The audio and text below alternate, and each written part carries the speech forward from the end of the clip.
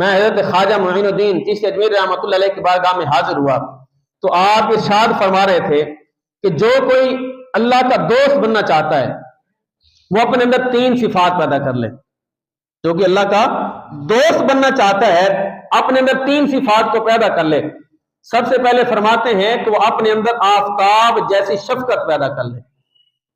آفتاب جیسی شفقت اور دریا جیسی سخاوت اور زمین جیسی تواضع اپنے اندر پیدا کر لے. اللہ اس کو اپنا دوست بنا لے گا.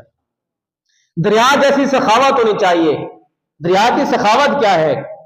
دریا سے اگر کوئی گناہگار پانی بھرتا ہے اس کو بھی بھرنے دیتا ہے، اگر نیکوکار بھرے تو اس کو بھی بھرنے دیتا ہے.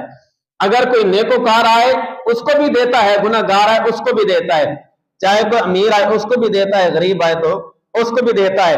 چاہے کوئی مسلمان آئے، چاہے کوئی سکھ آئے، چاہے کوئی ہندو، جس مرضی مذہب سے تعلق رکھنے والا ہو